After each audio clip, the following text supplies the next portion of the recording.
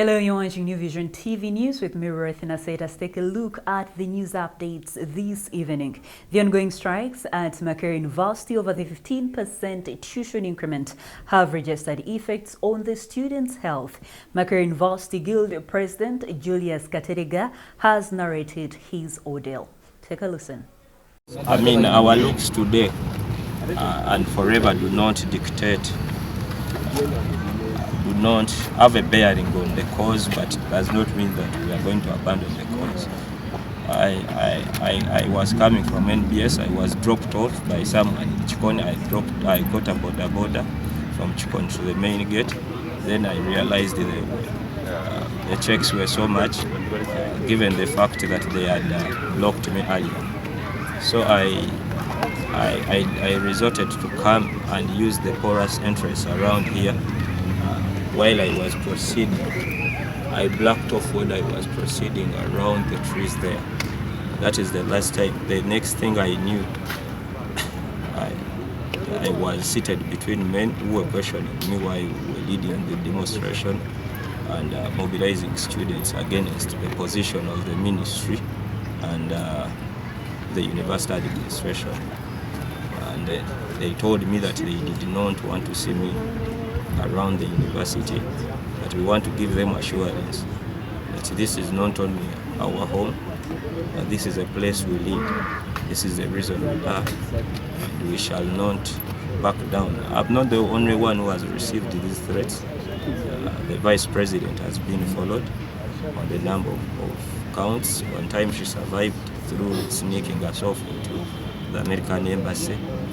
Another time she was coming from Bulange, BBS saved her.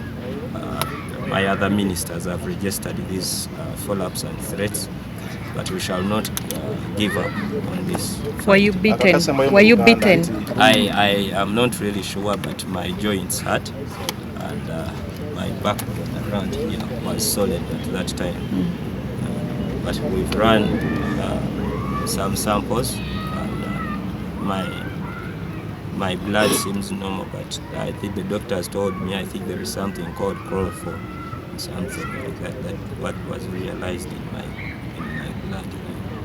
Moving on, 9 pupils of St. Francis School of the Blind in Soroti District among the thousands of primary 7 candidates that began writing their primary leaving examinations on Monday. Peter Malinga, the supervisor, said that the papers delayed to arrive by 5 minutes, but the candidates were in the examination room on time. The invigilators were also on time, he added.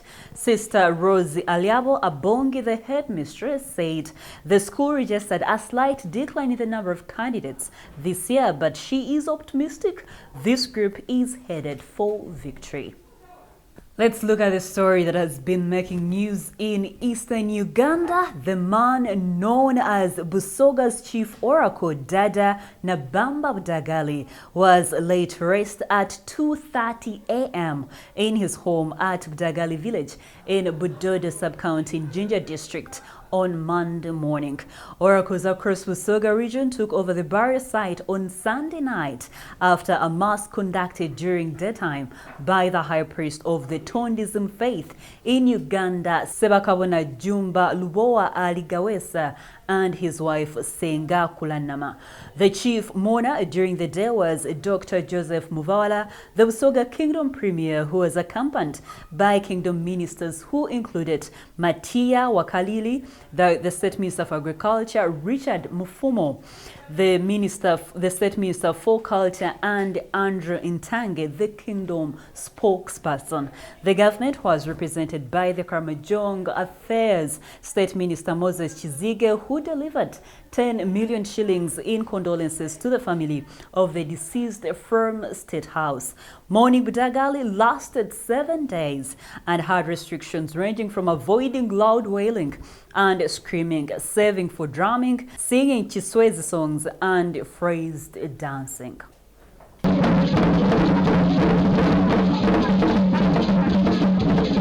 Let's close off this news segment with a foreign news story from Somalia, where the United Nations has joined the national efforts to provide immediate assistance to tens of thousands of people affected by floods that have devastated parts of Somalia, especially Belet Wine District in Hishabelle State.